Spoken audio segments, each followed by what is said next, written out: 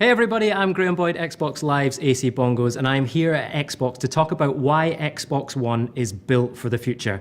And I found just the man to tell me all about it. It's Albert Pinello, Director of Product Planning on Xbox. One of the things we're talking about more than we have in the past is cloud, right? What does cloud really mean? And are there tangible examples that we can really bring to life for people? Things like dedicated servers, your save games, your identity, the content that you've purchased being able to travel with you. There's intangible benefits with things like cloud processing, and it's an idea that over time they can start offloading some of the compute onto the cloud. So one of the great benefits of the cloud for me is that I can take my profile wherever I go, right? Not just your profile, but your pins, your home screen, your content, your save games, your achievements. Basically any Xbox One anywhere in the world is your Xbox. So we've got an all new and improved Kinect with every Xbox One as well. What are the benefits of that? The technology behind the new Kinect is advanced and as big of a leap from the Xbox 360 Kinect as the new console is.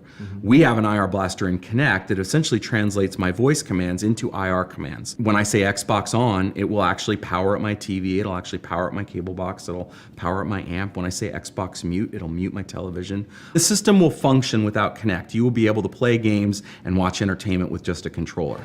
But for instance, things like Xbox Record That, where we actually can record the last 30 seconds of gameplay video. Xbox, Snap, Skype. Those types of things are so much faster with your voice and with the natural interaction than they would be using a traditional controller. And another thing that's going to save time and kind of ease some complications is Kinect recognizing who's in the room, who's engaged with the experience, and who's holding which controller as well, right? Kinect can actually recognize up to 6 different people.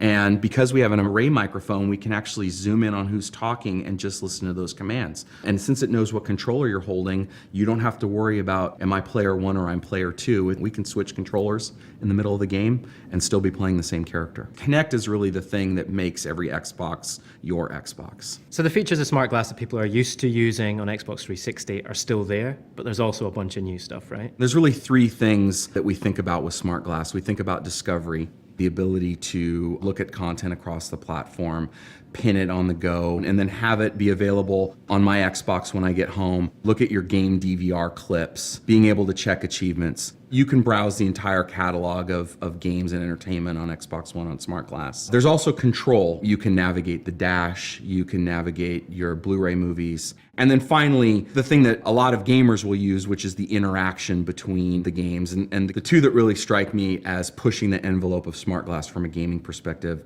are what Crytek is doing with Rise and what Capcom's doing with Dead Rising 3. The way that we're integrating Smartglass into gameplay is with taking the entire user interface of the game and then letting you use it on the go. With our features like Timeline and the multiplayer challenge, you can sit on the bus, browse through that stuff, see exactly where your friends are, get their details, set up a new match for us to play that night. I can browse my collectible videos, look at executions, customize my character, all without necessarily being connected to the console. Being able to tap into Smartglass has been a lot of fun for the team, but we're hardcore gamers and we want something that's going to be additive to the experience and not like intrusive or obstructive. When that evolved into, we should just make your phone a phone and you get calls. So you get like mission calls on your Smartglass device. You'll actually hear a little voice in there and it has its own story and it has its own characters. And as you complete these missions, you get more out of the narrative, you get more out of the missions, you get more content to explore. Being built for the future is one of the principles that we had when we built the Xbox One platform.